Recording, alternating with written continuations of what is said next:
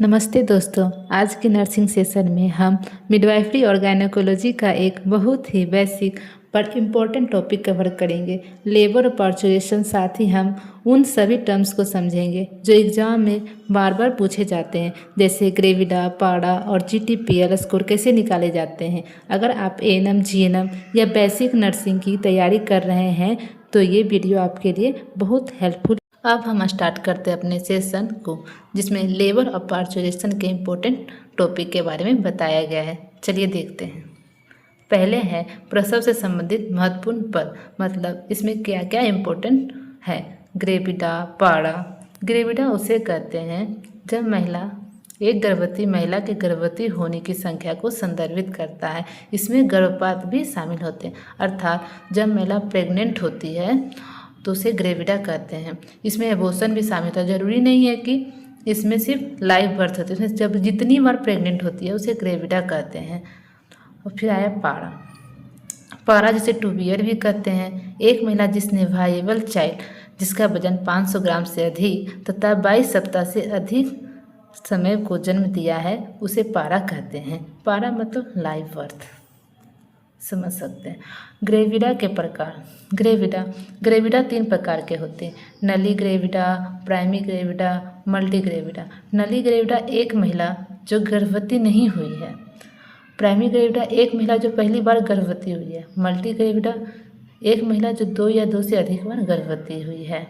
इसमें नोट में लिखा गया है, इसमें वर्तमान गर्भधारण मतलब करेंट प्रेगनेंसी भी गिना जाता है।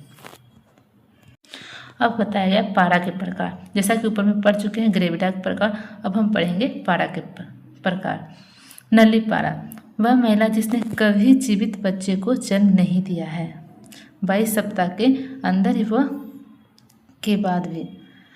वो प्राइमरी पाड़ा, वह महिला जिसने केवल एक बार 22 सप्ताह के बाद शिशु को जन्म दिया है। मल्टी पाड़ा, वह महिला जिसने 1 से अधिक बार वायेबल शिशु को जन्म दिया, मतलब जो 1 से अधिक बार बच्चे को जन्म दे चुकी है, उसे मल्टी पाड़ा कहते हैं।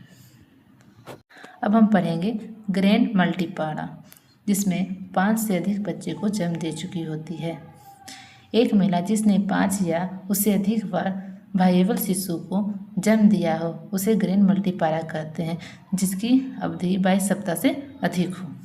इसमें हाई रिस्क प्रेगनेंसी जो होती है, इन महिलाओं में प्रसव के दौरान कॉम्प्लिकेशन का खतरा अधिक होता है। अब हम पढ़ेंगे प्रीसिपिटेट लेबर, इसे हम तीव्र प्रसव भी कहते हैं।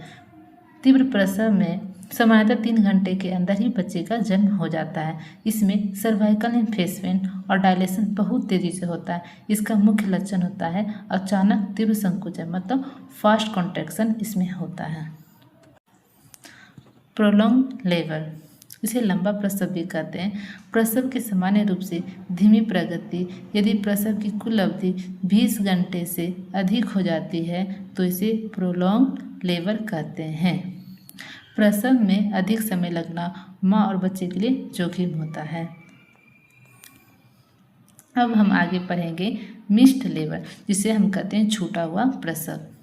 महत्वपूर्ण तथ्य इसके यह है कि प्रसव की ऐसी स्थिति जिसमें फीटस डेथ हो जाती है, लेकिन प्रसव दर्द शुरू नहीं होता है, अर्थात इसमें बच्चे की मृत्यु हो जाती है और लेबर पेन पता भी नहीं चलता है कि लेबर पेन हो भी रहा है या नहीं।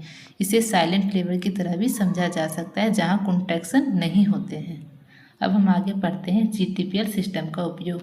इससे बहुत बार क्वेश्चन पूछे जा चुके हैं। जीटीपीएल का स्कोर निकालने के लिए आता है, इसको हम आगे पढ़ते हैं। जीटीपीएल पहले होता क्या है, इसके बारे में जानते हैं। यह एक संक्षिप्त प्रणाली है जिसका उपयोग महिला के प्रसव इतिहास को रिकॉर्ड करने के लिए किया जाता है। इसका यूज़ करते हैं हम, इससे चिकित्सक को पिछली गर्भावस्थाओं और परिणामों की जानकारी तुरंत मिल जाती है। इस स्कोर से डॉक्टर को सब कुछ पहले पिछले का स्कोर पता चल जाता है कि पहले की हिस्ट्री क्या रह चुकी है पेशेंट की। आगे पढ़ते हैं जीटीपीएल, जिसमें जी, टी और पी के बारे में जानेंगे कि जी, टी, पी क्या होता है। जी मतलब ग्रेविडा, टी मतलब टर्म बर्थ और पी मतलब प्रीटर्म बर्थ। जैसा कि इसमें लिखा हुआ है डिस्क्रिप्शन में, ग्रेविडा कुल गर्भधारण की संख्या वर्तमान सहित मतलब करेंट प्रेगनेंसी को भी उसमें जोड़ा जाता है। टी मतलब 37 सप्ताह या उससे बाद हुए जन्मों की संख्या, जिसे टर्म बर्थ कहते हैं।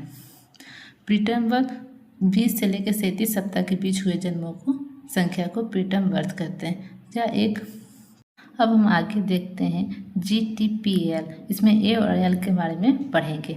ए मतलब एबॉर्शन, एल मतलब लाइव चिल्ड्रेन। एबॉर्शन उसे कहते हैं जो 20 सप्ताह से पहले गर्भधारण का समाप्त होना एबॉर्शन कहलाता है। स्वतः या प्रेरित दोनों शामिल होते हैं। एबॉर्शन में आप 20 सप्ताह के अंदर जो गर्भधारण समाप्त हो जाता है उसे एबॉर्शन कहते हैं। लाइव चिल्ड्रेन वर्तमान में जीवित बच्चों की संख्या, नोट कर लीजिए कि इसमें जुड़वा बच्चे या अलग अलग गिने जाते हैं। एग्जाम्पल में एक जीवित बच्चा और 2 जीवित जुड़वा, तो उसका होगा L3। धन्यवाद। ऐसे ही टॉपिक के बारे में पढ़ने के लिए हमें सब्सक्राइब करें, लाइक करें और कमेंट में बताएं कि अगला टॉपिक में क्या डालूं।